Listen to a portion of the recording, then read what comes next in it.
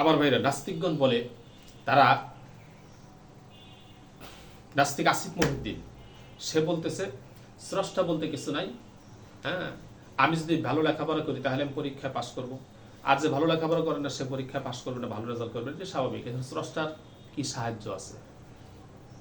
আমি তার একটি জবাব আগে প্রদান করেছি। 313 জন মুসলমান বদরের যুদ্ধে, আর কাফেরদের সংখ্যা ছিল 1000 উপরে। তারা সুসজ্জিত, তাদের ঘোড়া আছে, তাদের উট আছে, তাদের অস্ত্রশস্ত্র, হ্যাঁ, ঢাল তরোয়ার সবকিছু তারা সজ্জিত, তাদের পেটে খাবার আছে, তারা সর্বদিকে শক্তিশালী, তাদের গায়ে যুদ্ধের পোশাক আছে, জেরা আছে। কিন্তু মুসলমান তো কিছুই ছিল না। মুসলমান বিজয় লাভ করলো কিভাবে সেটা বলো? এখানে কোনো যুক্তি এটা কি ধরে? বিবেকে কি ধরে? ধরে না। এটাই হলো ইসলাম, আল্লাহ তার মহাপ্রমাণ। 1 নম্বর কথা। 2 নম্বর কথা হলো যে তারা বলতেছে যে গুগলের সাহায্য নেয়। আসিফ মহিউদ্দিন বলতেছে যে আমি কোনো কিছু জানার প্রয়োজন হলে গুগল থেকে সাহায্য নিই, আমি অসুস্থ হলে ডাক্তারের সাহায্য নিই। আমার কথা হলো যে তুমি তো ডাক্তারের সাহায্য নেও, ডাক্তার কি তোমাকে চিকিৎসা করে ভালো করতে পারে? ডাক্তার যদি চিকিৎসা করে ভালো করতে পারো, তো এই পৃথিবীতে একজন মানুষও মৃত্যুবরণ করতো না, একটা রোগীও মৃত্যুবরণ করতো না।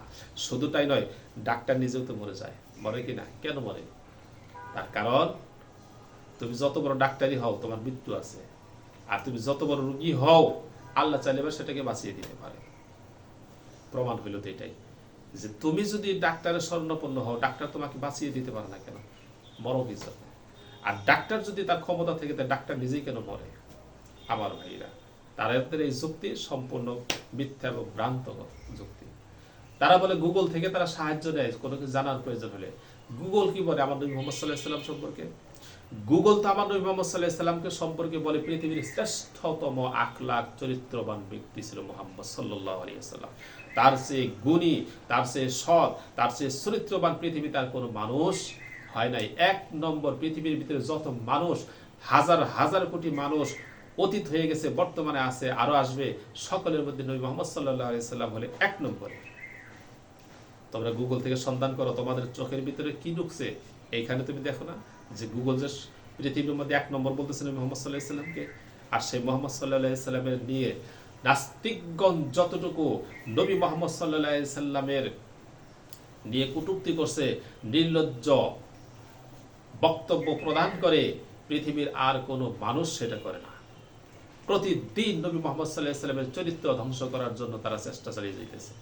আমার ভাইরা, তুমি কি গুগল অনুসরণ করো? তুমি গুগল থেকে কি জানলা? কিছুই তো জানতে পারো না। 1 নম্বর এই পৃথিবীর শ্রেষ্ঠতম ব্যক্তিকে, সেটাই তো তুমি জানো না। কাজেই নাস্তিকগণ যেটা বলে সত্যের সন্ধানে আছে, তারা সত্যের সন্ধান নেয়, তারা মিথ্যার সন্ধানে আছে। তাদের সামনে শতবার হাজারবার সত্যকে উপস্থাপন করে তারা সত্যকে গ্রহণ করে না।